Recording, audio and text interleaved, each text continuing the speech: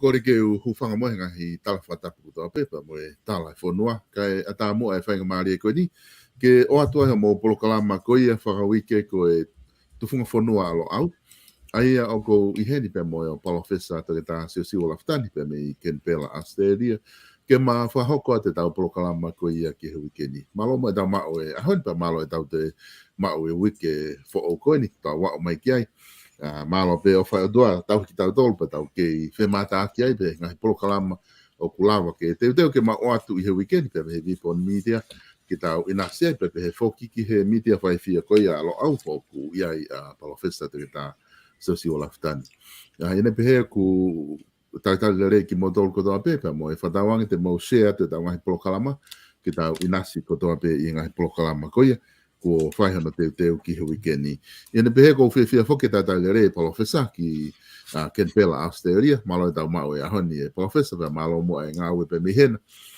ko ilo iko e wike fo o ne taha ka kai ke lava ta ofia e ai hau e ngahi fai ngata ke he tau fe paki moia hange ko e flu ko ha pe fai ngata tau fe paki moia covid ta hiva mo ha fua ka ne ngoia ko ke lava ke ta ofia e proklama pa fa fia foki ko nga ko e weekend ta foki mai proklama da hoko ki he proklama maheni ko ta iai ko ta proklama he wike ko to pe pe mo e tufunga fonua ko ia lo au fe hake PALOFESA fe hake nga we pe me university lo au pe mo family pe me hena malo bito tonga pe ko malo atu be he tala malo e fonua no tu pe mo ya ko pe go fia I he ma o fanga mari ko ni ke hoko atu ai ta polokalama whaka wike ki ta foki mai ki ai la he abito ngā hi me au hoko ngā hi whakau maho inga whaka wike ka koe he whanau no tong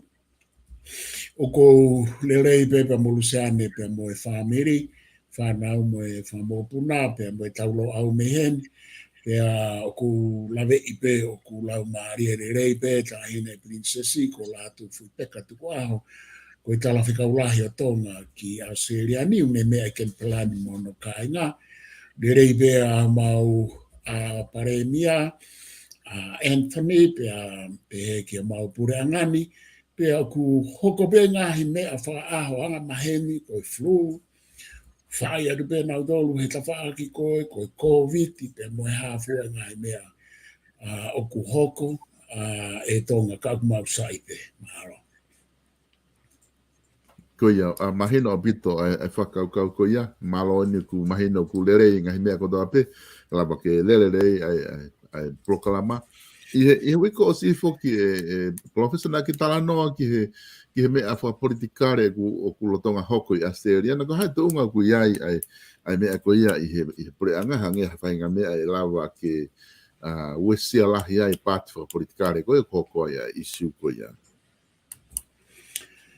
Io ko no tuku aki ko ni ko e mau paremia ki mo a Scott Morrison aya o coalition fa I foki ko ia ko frata haya e mau national pe mo lipro o kuma o coalition aya ko na dol fu na pure ana pana ku lave ki ai hende pa mai we ko si na ange ko ha ko mea e tu fatu tamaki ki tunga fa politikare fonua pe mono tunga whakarao ka ko mea koe ku au kai ahoni o ku tuu va aua e tonga ai fo I keisi koe ni he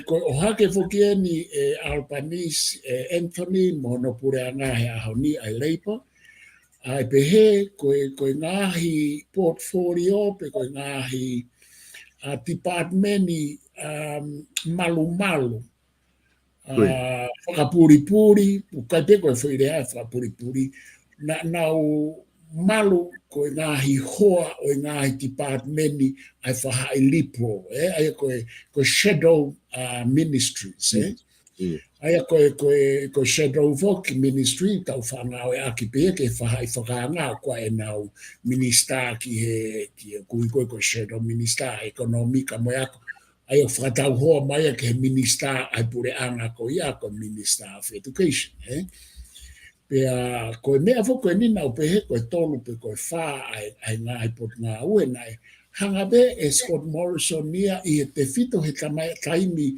ka iwa o COVID o mai e ai ai pe in the shadow ministries e nima na e kua weno nima hangabe e ai na e whatever shadow ministries here.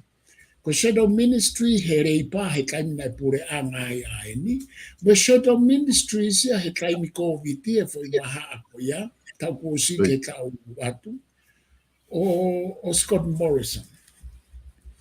Pea ku whai mane ngā wike whanau no e tonga. Whai mane ai ngā he whatotolo o ku tukuange mai ahone ripoti whamui mui ke he mea koe ni. Whai mane whatotolo o ku hange o ku mataua mai. Ku ataua mai, ku atalua mai mea. O ku pehe he tau ka vei he ta whaake taha o ku na e whakarao peia. Iha tu unga pehe kua au kia e whonua. Pehe he ta whaake taha o ku ikai whakarao. Pea ko mea eni ai pare mia e aho ni e reipa a Anthony. Nane pehe o ku hange o ku asi mai na e whakarao pe. Ka e tuku hange mai ripo ti awa whangatuko e whakatotoro. Ki he me ani I ahoni pe ko a pongpongi. Pea koutui e maore vai ai u whakakaukau maarie ke lava pe ke tatalanoa ke ai e wika hau. He ku maarie au pitu e keisi koe ni ko hane toki hoko e mea mea pehe I he te mokalati koe ni. Pea mahalo pe I ha te mokalati maamani ko ne toki hoko e mea mea pehe. Ka te whakafoke ai tu tonga. Koe. Mahina o pito ai tu koe. Ai ko ne tu koe e PALOFESA koe ki aha te ki aha taha ia I he pure anga he wharearea mo mea I he keisi koe ni ke whakawhisi mo hana whainga lakanga mo mea unau kei tu uma o pe whakangongo he ripoti ke toki tifai mea ai hoko atu, Iyo, koe o ku whai e u ia tonga. Whai e u ia ke a Scott Morrison ke whakawhisi. Kai manato I foki pau pena e mau e Scott Morrison ia ha u whare I whakarao. Ke ne whai e foi mea koe ni he kutoi kau mai mea I ko wana se mea rehe mai awe whakamooni. Aia koe tau siwa atu. Ka pau whakamooni kai ko wana se mea rehe o koe ai petu unga whakalao e hangi nia koe tau siwa koe ke mea koe o e tokotolu minista. Na tau siwa me ta whaaki koe ke osipe ai whakamaulahi pia nau nofo. Kana e toi whai e whainga e pare mia. Aia ko e hena e ilo hoi pare mia pe nane mea I o koe ai pe ai ki iawa whakalao. Ka kupehe fo ke heni tonga. O kupehe ka pau kuia haawa he mea koe ni. O whe mau ke tāpuni. I he talanoa he ahoni. Ka pau na e tae whakalao. Ko fui loopholes ko ia. Ko fui iawa ko ia whe mau ke tāpuni. Ka koe ke heen, koe tau keisi koe ka minista e tolu I tonga. Koe keisi koe a me awe ke whamau anga.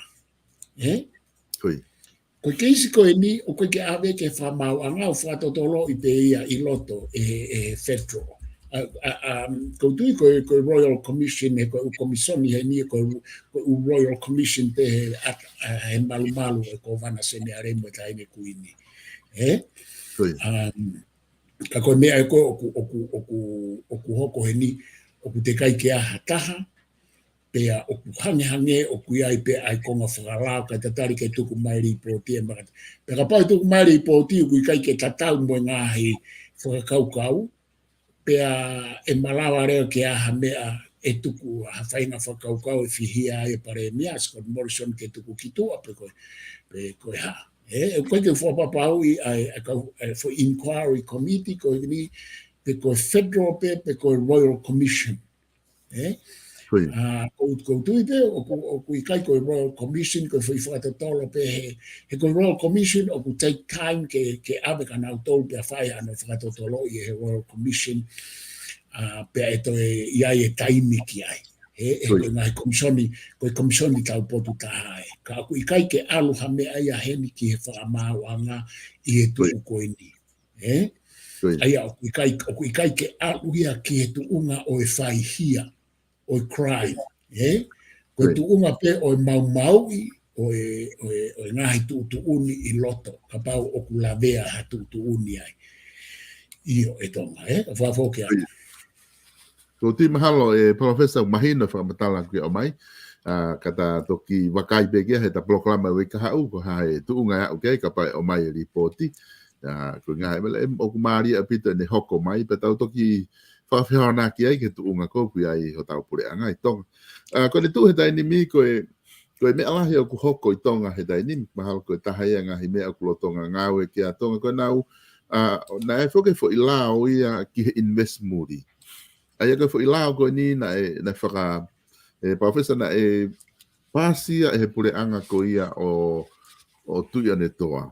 Ai ka lao na kamata mai peho no are e me ngai pure anga ki mo atu I waka no ha wai he pure anga o Crispo hiwa pe toki whaka pasi he whare area wha moni hua whake tui I he wafe wa noa no ai ki o mai ka investor muri ke na o mai o toko ni ko ki he ngahi mea ka kava ko toko to kava ko hiapo ko lo akau mo ngahi mea ko ia. Aku hinga whai ho ha he tai ni mi ko ngahi na hanga he pure anga ko ni o whakapasi mai whoki me whare area o mai kia nau tu uni regulation ana toria ki he fo I lao ki anga ko no o mai ka investor muri. Pe aku ngahi na mapunai hono ai mea ko ni hoko he tai ni mi ko tiu ke lava peo mamata he social media teu hono uki ko ni ai kau laka whaha ai kau ngowe me kau tōlalanga me mea ku uki taki maa me amanaki ai me he kau taha ko ia ke nau uki ko ni ke whai ai laka whaha ko inga ko ke nau whia maari ke fo I lao ke no pehe ko fo I lao o ku ke ngowe I pia ko foi ko ngai ak mari ai ko tok ma wene ak foi la ko hanga hulu ia tu I he screen ai ko foi ko nga ko fai ke ai ta fia maren ak pol kalama mo minister ko ni o whakalakala ka wha ekonomika fe whatau aki me whakalakala ka wha ekonomika ona polo tukita vremo aske la tu pena kai ke iau e foi la he taimi ko ia kana hai pe tahana ne mention mai foi kupu pa fehu iki ai pane pehe o ku whakawhalala pehe whakauhinga ki he rea. Ka whai kupu I he kupu kona asipe I he kupu mahalo o ku asi ai ko ngō wei o ngahi Vestapolo fua akau mai whotunga hina. Pea kwa le mai whai kupu taha ko ngō wei o kawa mai ngahi mea ko ia ku asipe ai ko ngō wei o mea kai o ku pe mo lo akau ngō wei o kawa he kupu si ai aku o asko fo ile aku na ngai aki ko ngō wei ka aku fa uhinga minister ma proklama o tama ia aku ke hepe ai ko to ko fo uhinga ku na kau he to ko me ako na firma we na do pure anga ko mai pe o tokoni he process ka ngai ko ni no fa market I pe ko afu fare ke mai kawa ngahi aki hainu pe ngahi aki hafainga me aki fa market ki muri. Tu unga ku ai foi issue ko ni ku fai no finga ki fai to hitang ma e to finga ki ave ke tu I he wiki ka hau to ka konga weekend ko ku fe ma be ke fe ia tu ko ha o wakai ki ai I he tu unga ko ni ku ai issue ko ai tonga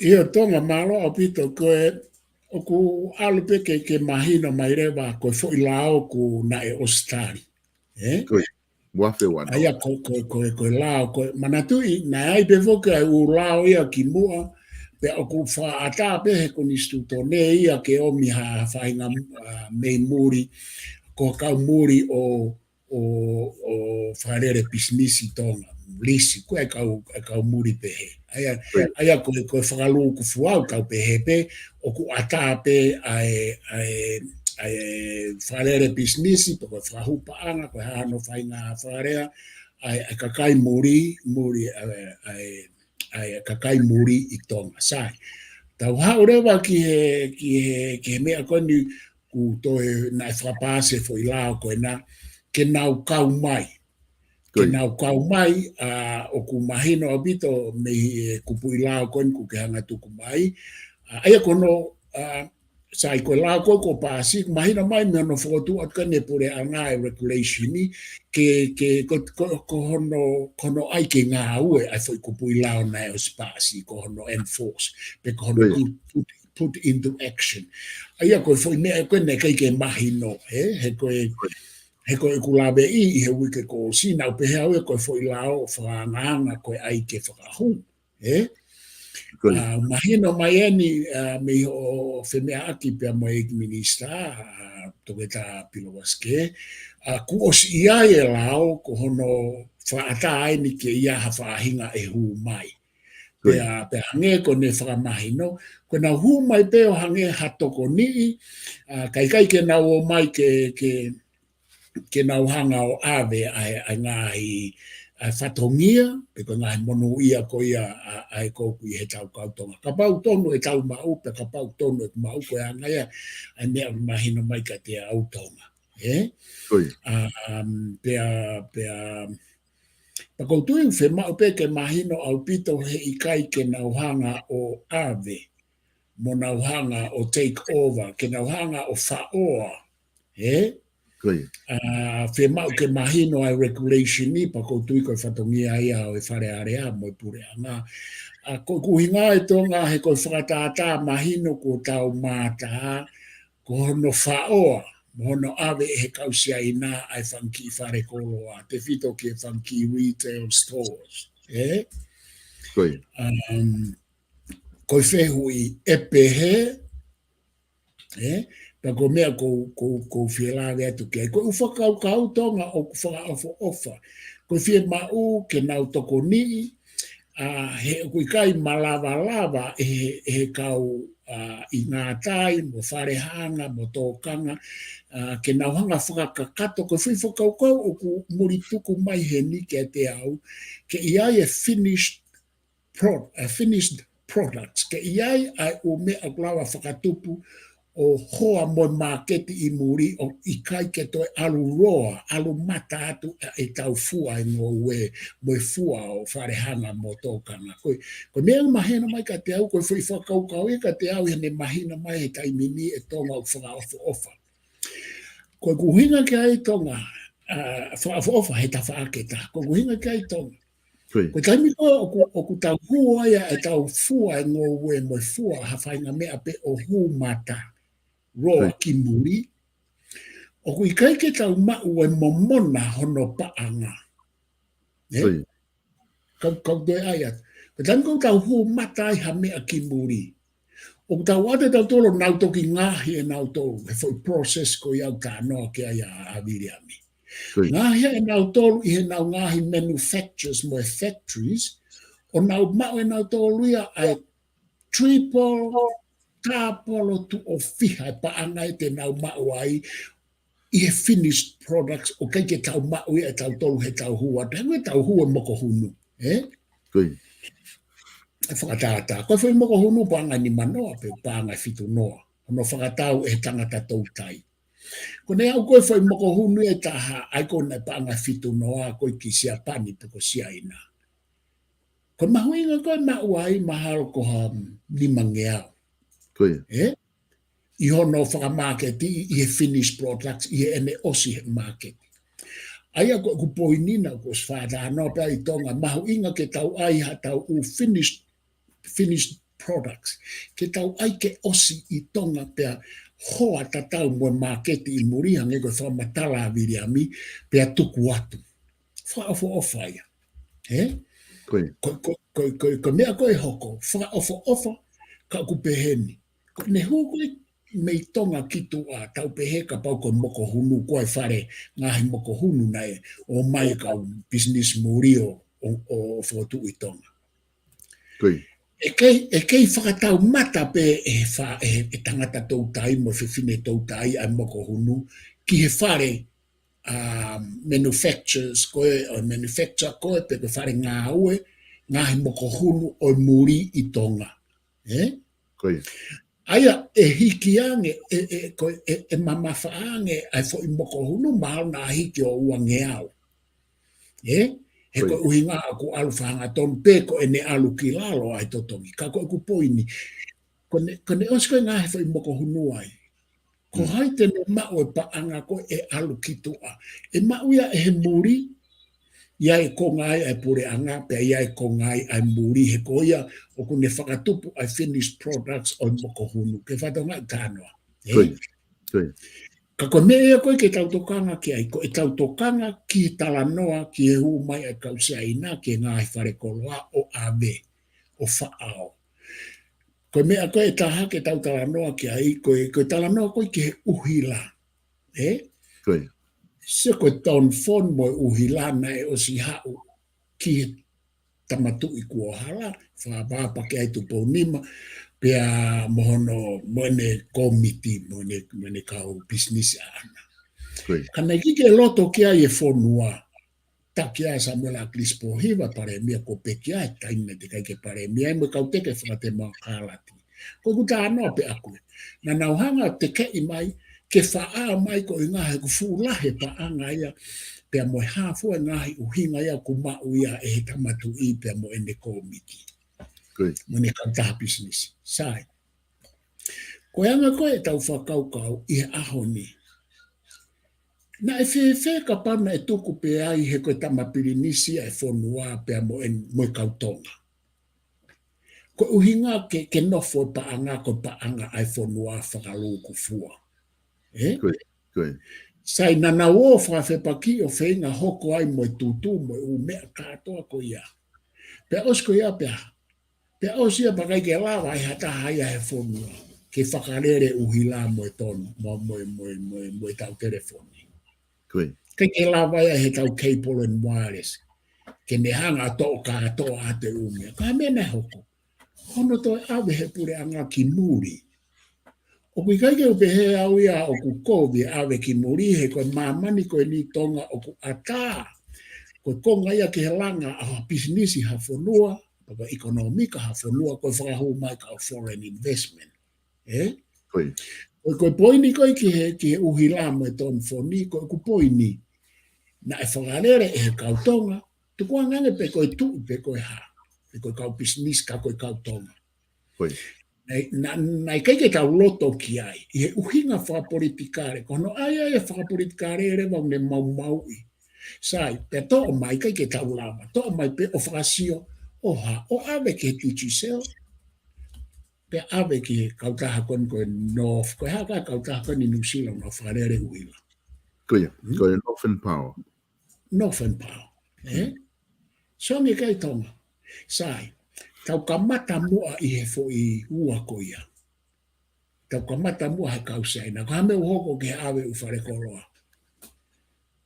Tau kamata mua he. Ko hai okune whaoa pe kune awe paanga he whonua lahi ki tua i he ukau taha business la lahi tonga. Koe teach yourself pea moe Northern Power.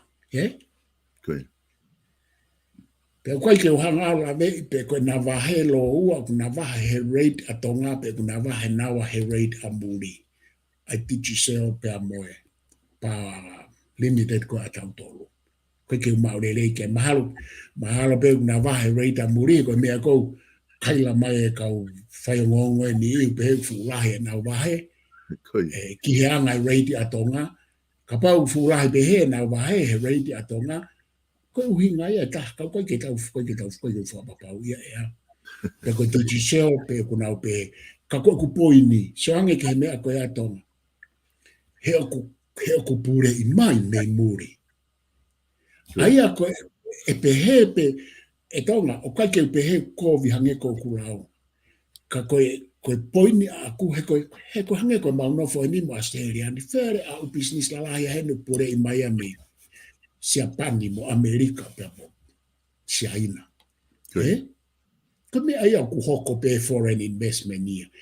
Ka koe poini ke iai pe hawhainga maari ke kau business whalokolo, pe koe kau whaa whalokolo, pe koe kau tautai whalokolo, ke owa si i whaao, ko whirea ia ko ngā oe aki. Koe konga ko tau whahau tu pou whaa. Na ne hanga whoko tu o mataka, mo upo ate. Sema whai tuko lau mea koia.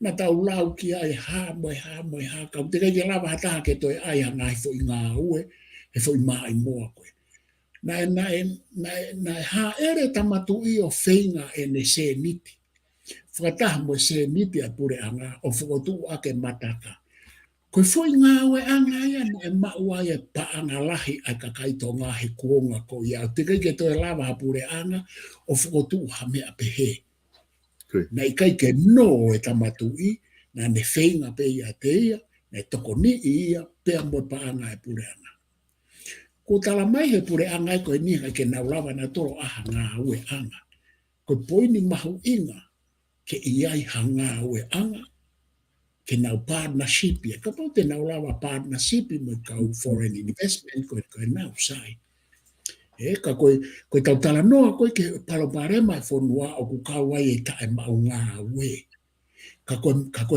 nga ue ko pau ke ia e means of protection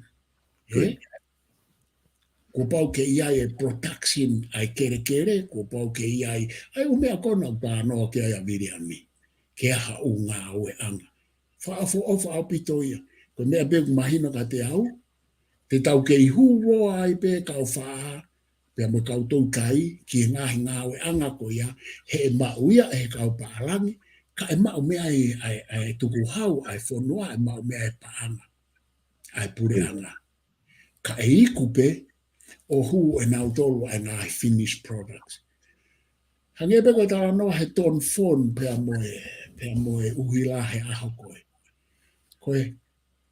mea ko e lele yange ki ekonomika loko ko e tau lava he pure anga mo nga hai partnership I pe he fonua mo fonua ke fokotu hanau fo I kautaha e taha o kunau hanga o pure ke ngau hia e kawa tau kamata ia fo I taha he ko tau wawa ko ke hu mai ka foreign investments ai e kawa ai e tau kai ai e ha ufi ai e ha ko e nau mata lahi he kai ke tau lawa tau tau ria manage ke tau lawa tau tau ria o ku tau whai ngata ia pene fo I mea taha ko uhila tau whai ngata ia pene fo I mea taha ko pure e digital ria mobile tau whai ngata ia pene he pure I he kausaina ia retail ka ko u konga ko iau ka ke pehe au ke tau hanga whaaua pe I kai ke tau tari ko kuhinga pe ke toi whakapoto ange pe tau sio ange ke oa more mo iai hapa anga he kakai ka pau koe ai ke ai e kawa hua kai kawa e kakai mahino e hu roa hu mata atu nau kawa Pakapau nau hanga o ai ke moa e nau kawa e toi lahi angai e nau se niti e mau ai kai mahino e mau hanau si se niti lelei te tau whaiteria kau tamako no hua finished products e kawa ki muri. Ka koe e umea mahu inga e tonga. Ko ku whakau kau koe ke he kawa ku tau uslawa e tau tauria I he tuupe he aho ni o ai e finished products e kawa mei tonga. Ko hameka tau toi ai ai hawhare kawa. Te watu kau foreign investment o langa. Koe tau ka vāini ko si hu mai pe ia ko here volo ia o ia ngā no peki mo hafua e haisini ko ia ku tāri wha marketi lai. Ko tānaki peka whakafoki atu tonga, Koe, Maria pito ai whatala noa koe ku ke whahoko PALOFESA. Ai koe o koe whake Maria he mea koe ni he taimi ta whakaukau ki ai.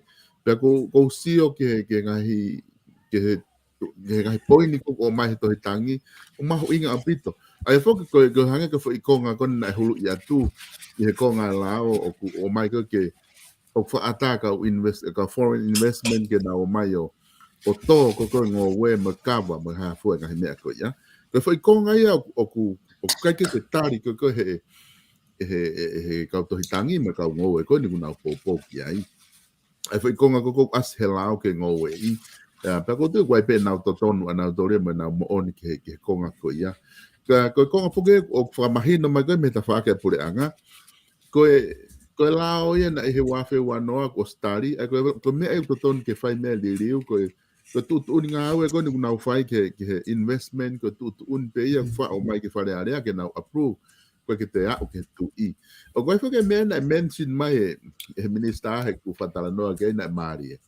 Ai whaka mai ko minister pe he PALOFESA. Ko kau si ai na ko o ku nau tongani I he whare koloa. Ke mana tu ku nau passport tonga nau tolu. O kai nau totonu nau tolu ke nau hekai lawa ke to'o. Ha nau totonu ke nau whare koloa. Ha nau totonu ke nau tō kawa. Ko hape hape ngā mea nau whia whakau koe tonga. O koe nau totonu nau tolu mo nau passport tonga ko nau mau. Ke nau whai ngahi business koe ni o whai koe ni loto mamahi. Ko whai uhinga pe whakenia ke kau investment, foreign investment in muri. Tuku ke he kau se aina kuna o tonga he kuna o sma o pena tole to tonu ko ye ke na fai u mea ko ya ko ke na fai fu na dole ko to ka wa ta o ye ni ma patoki ma o hanola ke ta o fit fu lo ai ke ni ko ni una se o pena to ke ka business o ku va be ko no ai ko to pe at pe ko hanga fare ko lo pe at ko au ma e fa ta ma tu ke ko nga hi fi hia o no fo le loto pe ni fa ha pe ia ko e ko me ko fe ma pure anga ko la ko ni o review fa ta o tol ke ka foreign investment pa ka pau ala tu ko ke final fia mari por anga ki ai to o pe ia kula pe to o na passport muri pe na tol pa pa ke na five business mo ha tonga pesete tol no tonga ka fitu no to ta muri mo ha foi ngai fa matala ko ia ka ko foi mari e professor ma o he foi tau fusi holo ko ni mo foi issue ko ni ai ku mana masi ko ka si aina kako ta fa ke ta ha ka se ai na una passport tonga pena tori tonga ka pe pena to ke o to ka ba ke la va ta off pe to hin pe to ya po pe ha ke la va ta off una passport tonga na to lu professor le veo ba kai ki ai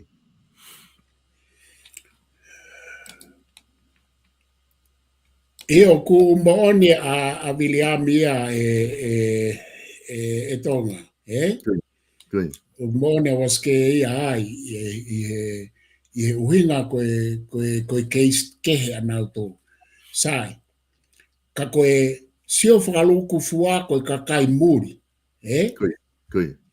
Na nau o mai koe nau foreign investment, ko investment mei muri ai ka kai koe ni. Pea i kai ngata ai ka aku nau citizen si aina. Ta tau pea mo hataha tonga citizen heni, ka oku aluatu, oku nau ihe keiti kori ta tau neongo koe ngai to tonu ia koe ke mau he kau sai na. Ihe aluatu ke whaiki ke kere mo mea. Ka oku mooni a Williamia ai. Ka koe ihe tawhaake taha koe oku nau to ihe fo i hiki ngā tatau pe koe uhinga koe kakai muri. Pea oku nau hanga e nau tolu o whaao neongo ku nau o sitonga. Pea malawa peke pehe. Malawa peke pehe hao mai ai kau foreign investment koe ni. O nau hanga o whaao pe koe nau liri tonga. Kau hau ke, kau moone a Williamia e me hanga whawhai ke hei koe. Kau hau e tonga ke poini koe ni koe. Koe lao o kutotonu pe ke toi whai hano wakai i koe ne asi mai koe ni o ku hangeko o ku ne nefu ai ngofua ke nau o mai o ngoue. Na totonu nia ke asi mai o ku ikai ke ne nefu ka pau na nau ai fo ilai ne ke mahino koe hau ai foreigner. Koe ne hau pe o tokoni hange ko hono langa hafare pe ko nau tokoni whakamea ngā aue koe whāma, koe ngoue i koe mea pe ai tonga. He ku ke hen mo kau se aina hange koe whamatala a Williamia he tau alu ke tala noa citizeni, he ku nau osi citizeni. Koe hau koe ni koe kau tamau koe ke nau citizeni. Koe poini whauku totonu ke mahi no. Ke whakawhai ke hei ai muri i ene hau o toko ni mo tonga. Tuku kehe ka pau e liliu e muri, e liliu o citizeni pe koe tala noa kehe ia ai ko o kuia e kausiaina. Ko kulawe pe au kuia ane nai ke kausiaina, ko uhinga ko whakakau o muri ngai hau mo ne paanga, pe kune hanga whaoa e mea ko ia ko ke te hafu. Ki toko si i pe kautonga ai au nau whakarere. O koe ke seke ta palanisi ko ia, nei totonu fo ke whakaukau i. Pe koe hāhano, he ko kuhinga eni. Kunau whaao e nau tōru e fo i marketi ko ia. o ku mea peu tau pehe ko inga ko nau totonu ko nau sitiseni ko kau muri. Ka koe poinien o ku lava pehe la o pia lava pehe pure anga ke whakangata sitiseni ai kau sia ina. He o ku ikai ngofua ke nau mau kere kere. Pe ku tonu e ku mau ka koku poini e tonga. O ku kei malawa pe ke oange ho nau ngata anga. Neongo, o whai ngata a koe ngā koe pehe pēsi tse ni o kui ai e fui to tonu whakaluku fu. Ai kai ke, e ta mawahe memi ai ka koe ku lawe atu pe ka pau o ku ngofua ke hau i he tala noa koe ni ke fui to i ta ni hange koe mea unau tau ka vei. Pea koutu ia o kui ai to tonu ke whai to i ta ni pa koe to tonu ke tau sio ki ai he koe na tala mai ngofua pe ke nao maa ngou e kau muri. Ka koe o mai e tala noa e kau sia ina koe whakatata ke tau sio ki ai. Ke tau ki tau wako me ai. He koe poini, he kai ke nai hu mai kau sia ina kai ke tau lava fe wha uhi mo fe auhi mo nau tolu. E toi pehe mo ka kai koe ni he nau hu mai kau foreign investment e kunau hana to mo lau miliona. Ko hai he kau wha mo kau tau tai mo whare hana kua nau lau miliona. He kai ke nau lava fe wha u. Paka pau ngofua ke nau mai nau tolo ngoue. Ko ai ke tau fe au fe mo nau tolo. Ka pau nai ngofua be ke nau o mai o wha u ha whare. Pe koe hai u process ko wha matala e waske. Ke nau o mai o tokoni. Kai ke ioange be e nau mea o nau fe mau mo nau toke nau whakatupu paanga. E koe huinga e nau o mai o whakahupa anga i tonga koe nau fe mau ke whakatupu paanga. Kai ke he tonga te whakafoke at maro. Mo ne apito, Professor Kotui mahalo te ta hiki mea i koe ngahi koe isio ka tok whai tohi tangi ia mahalo mo ia ia ngahi wika hau paka wiki hoko mai. Lawa peke tau toki sio peke ai ko hai tuunga kui ai e whanua. Ka kono tok mai pe foke issue koe ni he koe current issue ni hoko tai nim. Current event o hoko tai nim whapolitikare i tonga. Kotui mahalo ko ta toenga taimi koe ni to doni ki ta foki ki he ta konstituto ni. Ko ngā ke ta hoko atuai, ko ngā ke ta hoko atuai, ai wakai ko ia i e ta konstituto. Ne hange ko ia ko ngahi talanoa koe na ta whakahoko. Ki mua pako whē, ai whia mau viviri, te ria na to e whanua ki ha popo. Uri ko hanga ho wakai, ki he konstituto ne koe ni ko ta os talanoa i. Ki ngahi kupu koe ni ko ta lue ai. Ngahi whia mau viviri, ngahi kupu whia mau viviri ke whahangawe ki ai. Pea mga ngahi kupu pe ia o ku lelei pe ia i ho wakai pea mga lo au ki ai ke tuku pe ia. Ka te uwhafoke atu ka te koe, Professor. Ka taki tonga pe kuta i he kupu whiha? Aia na ta i he kupu ko ta kupu tahataha ni ta ia he ahoni.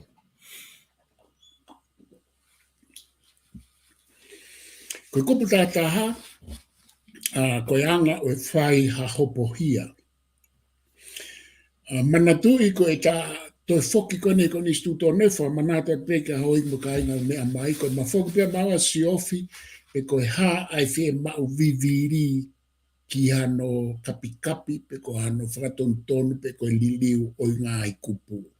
Fe mau viviri bange ko mea ko wharea ki ai a tonga. Ko e kupu tata haeni ko anga o e whai ha hopohia. Tonga, koe kupu koe ni, he kai ke uto e lau atu e au, koe kupu e ni au kai ke usia o ea, kui ai ha mea fie mau i viri ai ke ririu. Koe kupu ia koe ni, oku ofa pe ia te ia, i kupu koe ni, i he eku lawe i, pakapau e to e lau whai ki atu, ka ku loa au pite kupu, koe anga o e whai ha hopohia. Ko umea koe au ko he tau iloanga mahe ni ka toki a whakai ki a koe mea ia ki he alu ke he lao ka koe fui kupu koe ni a te ia o ku whaka ofa pe ia tonga. Ka te ulawa tu pe ai fui se te si uloa ki ke tau ke mo mea mai ki ai. E i kai whakamau i hatoko taha pe whekau ke hopo ia i ha whakamau anga pe tau tea ia i ene ta e hopo ka pau ki kai tō mua atu kia te ia ai tohi whakailo. Tuku ke ka pau koe whakailo o ha minista impeach pe ko hata o kune whai ha mau rao o kulawa e whakamau polisi ke whakamau i mo whaka ngata pe hata o kuta e whakaapa apa ke whakamau a ngā rotonga o kuwhai i he whakamau a ngā. Koe mea anga mahene ne tonga ko pau ke whai o atu ho tohi. Pea ko poine nia o kune whamanatu pe ke oua hange koe kupu hiva pea mo kupu hongo fulu ke oua si whakahu mo whakamau i tae totonu mo tae whakarao hata pe kukauia i he whakapōpula. Kauia ke kupu hongo fulu, kupu hiva, kupu walu, koe ngahi mea ke oua e tae lava hatangi he kupu walu, koe hiva, koe whiemau ke lava tukuange mahataha ua whakahu, tae whakarao i prisone, pau tau hao ke kupu hongo fulu, kua pau ke whakamau i a whakailoa, ua e tau tea tae whakamau i pe, pako kupu tāta haini o ku nau horonga hi whape i he mea tatau. Koe tala noa ke he anga o e whai ha hopo hia, pa koe poini he ni koe hopo hia, ke he me he hopo sivire, kau ka whakafoke atu tonga, Koe, mahino pito e PALOFESA e kupu ia koe ni, ai a ku hange pe ko whamatala ku osilere i pe kupu ia koe ni, ke tau hoko atuai, i ho wakai ka ta hoko mo ke kupu hoko. Koe kupu hoko tonga, kupu mahu inga eni, mahu inga kātoa peka toi mahu inga kupu koe ni, kupu tahawa. E ikai toi whakamau i ha whakailoa i hono riunga ua. E ikai toi whakamau i ha tokotaha i hono riunga ua koe uhi ko mea na e tomu a whakamau i aia pe na ane hawai pe mo uai ngata pe ka vete e hataha ene haraya hiri ono whakatonu hia i e whakamau anga pea iai pe moha kau whamo ke whamo oni ki ai. Koe mea maho inga ni tonga ai kupu koe ni koe ke wakai au ka mea whemau viviri ki he kupu koe ni tonga. He koe kupu koe ni o kui ai ene maho inga o whela vei mo kupu valu. I ngofua ki he kakai kotoa pe ke whai e nau tangi, pe koe tala noa koe ki he whakamau tangi mo e whakamau lahi. Koe kuhinga kurawe hake ki ai, he koe kupu taha ua a eni. Ka pau o ku te hao, pe o ku te mo ua, pe a te vete hia he ikai ke toe whakamau i hataha. Ange koe ngai whakatata hen mahalo ku mahino ange, koe ngai hopo ko i he tutu, pe a toi whai e uwheinga ki mui ke hopo i ka nanau o si hao. Pena e rewa tala noa mahino ai a Clive Edwards Senior, koe ngahi hopo koe ni pe koe fo i kakai koe ni nai o si hopo i o hao. Pe i e u keisi koe ia hei kai to e lava whaka ilo ki nau tō. Aia koe mahu inga ia e kupu koe ni. E whai aki ai fo i mea koe ai ola i he hopo. Pe koe hopo whamau polisi, pe koe hopo whamau lahi. Tuku kehe ka pau e tangi me whamau polisi, ke alu ke whamau lahi, koe keisi kehe ia. Pe koe alu me whamau lahi ke whamau tangi, koe keisi kehe moia. Aia koe mea ia o tānaki mai ki he ni. E toi lava rewa o whai e hopo i e alu me whamau polisi ke whamau lahi. Ka koe alu koe me whamau lahi ke whamau tangi, koe fo te whaha hopo anga maheni he whakakaukau o e hopo, ka ko hono review ai fo i ola ko ia pe e okay ke a mesi pe i kai. Ka koe kupu taha wā ia e tonga i e kuwakai, o kui kai whemau vivi ha mea whemau vivi ri a i anga e kuwakai a aku, ke whai hano kapi kapi pe whakatontonu pe ririu. Ka whakafoke atu. Koe kupu koe ni PALOFESA ai hange koe na tala noa ki ai, koe whakatonton wha mui nai whakahoko ke kupu koe ni nai whaia i he tahi wano whiti. Ai na kake kau e kupu e koe ni hono ririu koe ia he tau ririu, wha politikare koe wafe hongo fulu. Ka te uwhafogat ke ta hokot pe ke kupu tahatolu. Kupu tahatolu kupu tahatolu. So koe nakitala mai koe ono fitu pe wha mui mui ai kupu tahawa Koe. Ai koe ke te wha sio koe pe ke wha o kua e pe whake alaia ke ukupu ko whanki me ai ki tonga Koe. ke kapi kapi mo whakatontonu mo liliu ka kouku tala no whaka aku ke a whie mau viviri ki he lelei ai whonua whakaluku fua Koe. Ko kupu tātolu e ikai ngofua ke ririu ai tohi whekau. Ko ki lawa pe ko ngaulo aki e ikai whamau i hataha ko uhi ko ha mea kehe. Ka ko ia be o kutu i he tohi whekau hia matea, tohi whakailo, writ of warrant, ai mea tonu o ku omi aia ke whamau. Kai ke usua tau e o toi whie mau ha mea viviri ki he kupu ko ntaha tolu e tonga. Koe. Koe. Ha mea viviri ke li liu, ko uhinga koe foi fairness, koe justice, koe foi maa oni pe ia ai foi whakarea koe ni. Ke ua te tau atu o hopo, pa koe whatongia e whakamau mo loea. Hei? Koe. E ua tohi na e kaiha a puaka pa tau ato tala noa i na e kaiha a moa. Ni onga koe onga monu manu lo ua, ka koe moa ai koe puaka ai. Koe. Koe whakatata, tau whamau, i mea whai e whamau, i he mea to tonu oku asi i he tohi whakailo. Koe. Pea oku a pite kau loia ai, pa ko a pe mo whamau i e whare hopo, ki he te whito ka pau koe loia e tau kapo, te ka pau ku tau whamata pe i uhopo e tonga, ka he mape hatala noa pe ko whaka uhinga ia o ku whapes noro pe ku ikai ke whela me i mo me au whaia e hopo ka au whia he whakamau whoki. Pe ku launga ai loe ai ai taha ki whamau o koe mea koe ni koe ke ahane whikawaki e mo mea au tau kala noa ki ai o ku mahu inga au pita pa koe kupu tātou lu koe ku wakai koe a kuia ki ai o koe ke whemau i viria ke riri uia tonga kai whakafoki atu. Koe. Koe kupu maari e pukeni na ta whaatala noa ki ai. Lahe kakai ia he whare hopo nau hao nau tolu ia. Koe tamai whakamau ia koe ke whetau ke tohi whakailo ia mo mea koe whae hopo. Pea ku wai ngai whihala ki he tohi whakailo. Ka koe kupu ni hanga o tala mai mea koe ia ke toi liriu ia. Koe hape mea whae whakailo. Whae pea hopo pa koe pau kuhala. Pea kuhala tamai ia koe whakailo i he kupu koe ni. Ka te uwhafoka atu ka koe PALOFESA ke ta hoko atu pe ke he kupu tawha. Ia, koe hange ko te tānaki me kai tonga. Koe. O se ngai hopo i au tolongi pe ki tua. Koe. E whakamau koe o atu a tala no atu he mea o kai whikawa ki a mo e tohi whakailo.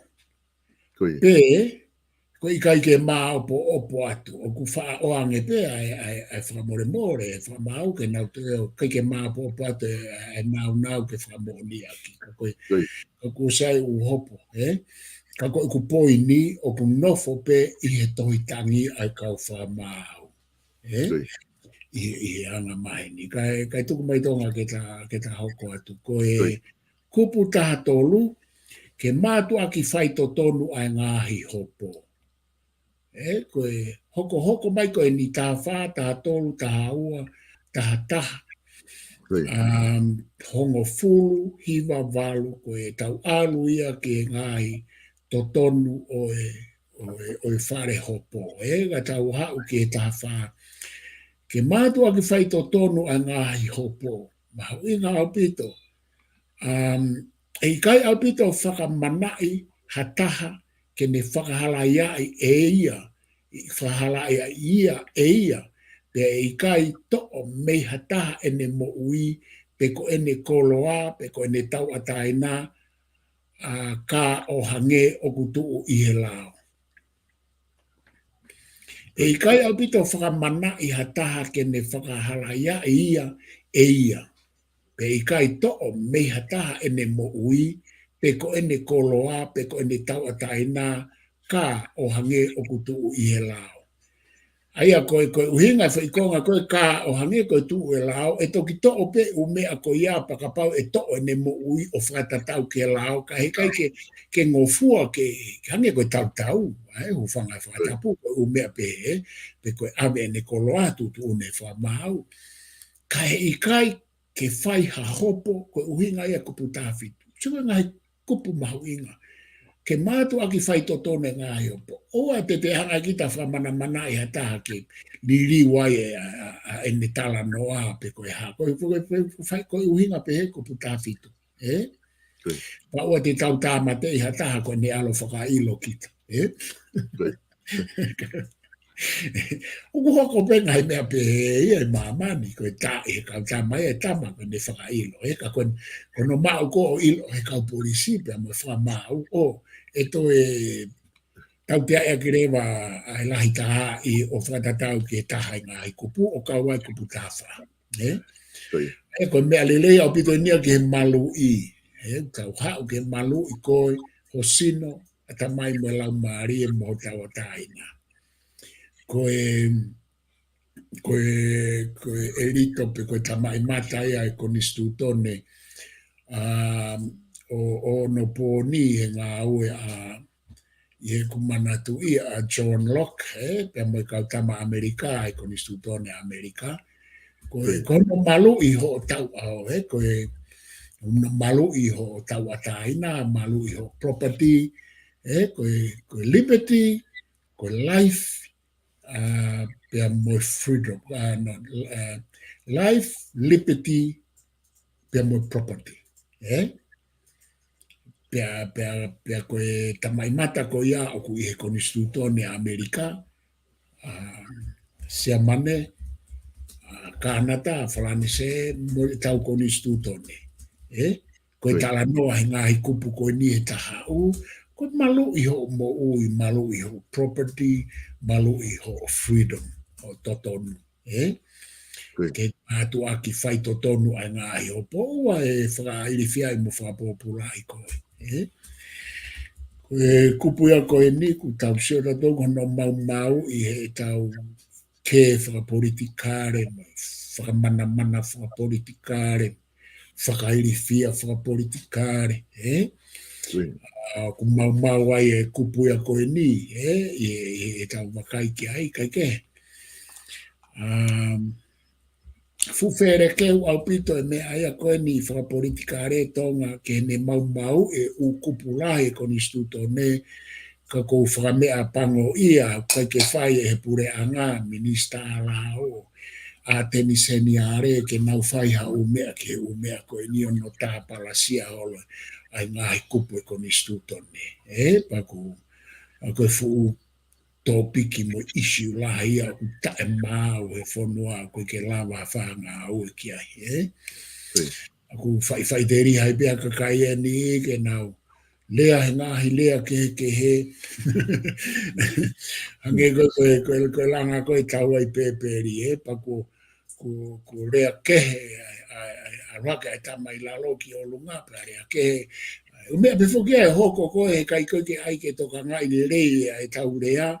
Whakatatau ke ukupu e konistutone koe rea kehe. Tamai o lunga ku uhi foia ke foi whao. Tau hae tamai lalo e haa mala. Oku pehe e tau mea koe ni he tau politiki. Paku koe ke whahanga au. Ke koe tau lau koe ukupu. Paku tala mai he ukupu. O koe ke aha mea koe noa ia. Moe rea noa ia. Koe freedom of speech. Koe lea he uhinga.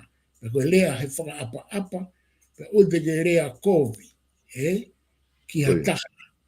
Ka pau koe ke mau ha whaka mooni. O tāna ki ka hatoa mai o mea koe. Ka koe te wakai koe ki tau tore ao niu tau pehe. Koe tau a taina. Koe te rea noa ia pe. Lea tae uhinga. lea tae ufi, lea kape, koe tawa tae na, koe freedom of speech ia ke tangata mo whiwhine tonga. E ni ihi pe toko lahi he ahonu, tau mā tā he aho kotoa pe. Ka whakafoki atu tonga. Mone o pito, Palofesa. Ko tui mahalo ku mahin o pito ko i kupu ko ia. Taki i whaosa ki mo ai kupu tahanima.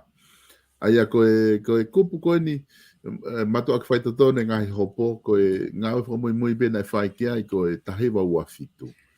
Aia koe kupu koe ni o ku follow up pita ne tuk pehepe a kupu, ka ki te whaha hala ki ai. Ka koe kupu tahanima, koe kupu ni nai kaui he tau ririu koe he wafi honga fulu, ka ta wha osmo ke kupu koe ia, Palofesa. E whai e whamau anga ta e whiriwhiri mānako pe loto kovi. Kupu tahani mai. Kupu mahau inga ka atoa pe u kupu ia e tahau hau ko ni ka te au. E whai e whamau anga ta e whiriwhiri mānako pe loto kovi. Ko whai whakarea mahau inga au pito pe mamafa e tonga. Koe. He kune whakamanatu mai koe whakamau anga pe koe whakamau koe tangata. Pe koe whewhine, pe oku malawa ke whiriwhiri mānako, pe oku malawa ke loto kovi. Koe. Ko mea ea koe oku o mai e kupu koe. Ka pau mea i kai koe tangata whewhine, koe anga hala. Tau toi whakarea angetaha, whakaloto. Hei kai ke tō mai kupuia koe ni he mahino ko ne heka peha tahe ke whamau anga e pehe ia ku oto me tiki pe e ne whai toto numo e ne tae loto kovi mo e ne tae whiriwhiri mānako. Ka kutala mai he kupu tahani mā i kai. O ku malawa ke loto kovi e whamau. O ku malawa ke whiriwhiri mānako e whamau. O ku malawa ke hala ai tūtūni a whakamau. Koe makonaki a kou mau me kupu koe ni. Ka kuia e whounga. Ka pau ku tau ilo o ku loto kovi whakamau pe ku whiriwhiri mānako. Koe whounga ko hono toe, ande atu e tangi whakalao ke mea koia.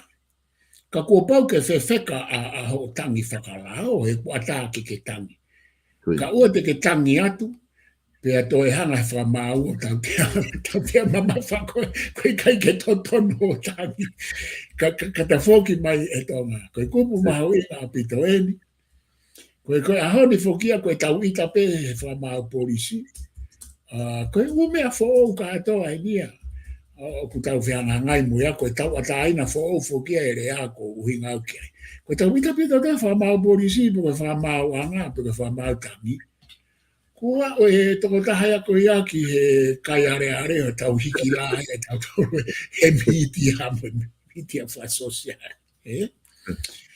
Ka ku tapu whoki, pia kuia e whounga. Koe whainga ta aia ko e tau wako ke tau ilo e whounga mo e uhinga. Ka pau o ku te pehe, o ku whiriwhiri mānako. Kanga mai hanga tonu he ta anima. Koe re so nia ke kau whamau ko toa pe, o ku malawa ke mou whiriwhiri mānako. Hame koe keisi koe ni koe i kau minista e toko tolu.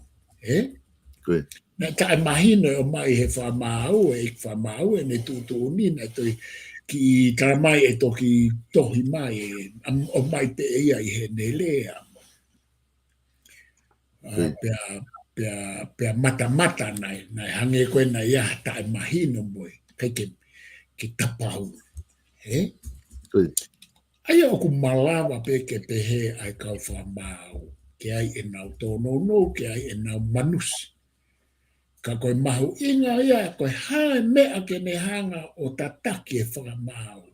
Koe lao, moe konistu tone, pea moe konsenisi o e whakamau. Peko ene mama whakaako ai whakamau, kau atu ki ai. Ai umea ko ia, tā naki ke lao. Koe hae mea ne kau whaki e whakamau ke ou ai. Whiriwhiri mānako mo ua loto kovi. ne mama whakako, lawa peke ke tala mai, ko ne mama whakalotu. Ko no konseni si, ko anga ene o ngoi, ene ilo o ku hala ka pau e whiriwhiri mānako moloto kovi. Whepakia mo hono whatongia. Whepakia mo ene tūtūni mo ene whatongia o whai e malu e koni stūtoni mara. Ko ngai kupu ko nea o mai ke tāni mau tangatai. O i kai ke ne tala mai he ngai kupu ko e ni ke whakaawao hataha. Tonga maho inga o pito ene. Koe ka kai nau talau whakaawao e koni stūtoni. Nau talau whakaawao e kupu ko e ni. Ka tau lau mo e loto maa. Hange ko e kupu tāni ma lau mo e loto tae whiri mānako pe au e loto kovi. Koe kupu tāni maa ki he kupu ulo au ki, koe ke ne tala mai e ha mea kovi ki hataha ke ne whai. I he pure anga. Koe ke ne tala mai e ha mea kovi ke kau whamao. Koe ke ne tala mai e ha mea tae whiunga ke whai. Ko mea kou whenga ke koni stūtone ke ne wheinga ke tuku mai ke tau inasta tau he u mea. Neongo kua e whakatuutuunga o he atui. Ho eiki pia moe kakai he tau koni stūtone. Koni stūtone maaria au pita tau tolu he me wheinga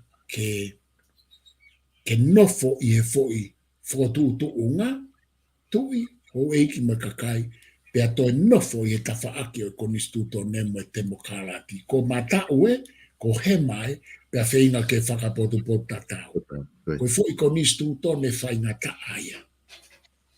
He ulahi aku koni stūtone o kui kai ke pehe. Ko koni stūtone lahi o e temo kālati u nofo pehe fo i tawhaaki ta. Ko tau tolu, o tau nofo he fo i tawhaaki e ua o whainga ke whakapotu tatau. Pea koe foi tufunga fonua ia, me whai e tau whahau, maari e koe victorious, koe ikuna, koe tahana ikuna ka whaka. O ka tau sisio na tolu tonga kau whahau sak mau ki ova tano. Tau sio na tolu e kau tufunga fonua koe ni he wafe hongo fulu. Koe ke naulawa na tau ke whai whakapot tatau ko ia. Na mana tolo wheinga ke holo ke au pito e tawhaaki koe, kai ohake e tawhaaki koe. Ai e nau tae mahino e tawhaaki koe, mo e nau tae mahino e tawhaaki koe, o mau e tae mahino e uo, tae nakia ma oe fo i tae mahino au pito. Ani taurongoa ai. He koe harewa mea nai hoko. Nau whenga na toke ririu e kapneti, hanga he tu i ia o toi whamau luta ia e whatahatoko nipia mo e whamau anga. Give and take. Ka whakafoki atu tonga mālo. Mālo o pito, Palofesa ko diu mahino o pito e whakatala noa kwai. Ba ku ngā ko ta taimi, ko rea te ke whama apo mai pe, pata toki māwai.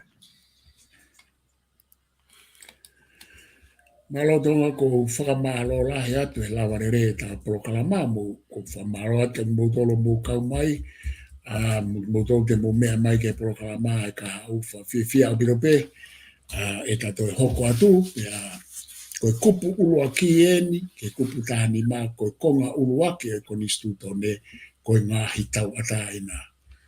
Pea kou whaampe tonga, he ta lere he konga ulu aki, ke tau mahu inga ia, pea tau mahi noi, ai koni stūtone ia te ia pe i hono ngai kupu, tau ataina me ho tui whakalotu, tui whakapolitikare, tui whakawhamiri, tau hanga pe o siofe u kupu koe ni ia ki nau tolu. Ia ki nau tolu in their own terms, in their own rights. He koe ngai kupu ka atoa koe ni, o ku mau ka atoa ia he ngai kupu ko ni stūtone u whanua Repapirika Demokarati. Whe mau ke tau mahino e mo oni mea koia. O koe ke mau ka atoa ngai kupu ko ni stūtone he u whanua Demokarati Repapirika. Ka koe lahi taha o ngāhi kupu he koni stūtone, o wahe wae ua koni stūtone, o ku mau he ngāhi koni stūtone whakatemokarati. Ka tutong lewa ke tau sio whakapoto i he tau tala noa ke koni stūtone, ke o te tau tala noa aki a e tau fie mau ho fie mau fa politikare, pe ko fie mau fa lotu, pe ko fie mau fa family. Tau tala noa i he konistuto ne ia te ia pe, tawata ina. I he kupu pe ko ia te ia pe, pe tau sio, pe o ku tawata ina, pe i kai, pe o ku whakapo pura. Ko kupu ula ki ke kupu tahani, mau te kai ke usio au ka kupu ai whakapo pura. Kupu ko ia, mau e ngā pitu. Ka whawha ka te tonga ko o wharahe at ka te koe e whaiwhatongia ni hena, ka toka hoka te wika au ofat ka te ki moutou kotoa pe. Malo apito Palofesa pe kwa malo la hea te lava e proklama tufunga fonua alo au ke weekend ta toki hoko te wika au ofat ke te koe pe mo ngau whaiena. Pamalo atu e kainga i he moulama mai ke tau proklama koe tufunga fonua alo au ke weekend pe whamalo la hea to mou kau mai i he ngahi comment pe mo e toko ni mai ki he proklama koe e whahoko. Koe proklama pe toi ke whahoko atu i he ahoni, koe proklama fat fonua fo o aia e whahoko atu ia i he taimi hoko ai wha anu silani, aia koe hoko ia anima i tonga tapu. Koe fat fonua fo o ia i he hoko ai wha, kwa whamalo la hea te katingi motol, ka mo mea tau toki whelongo aki i he hoa a e whiawhi.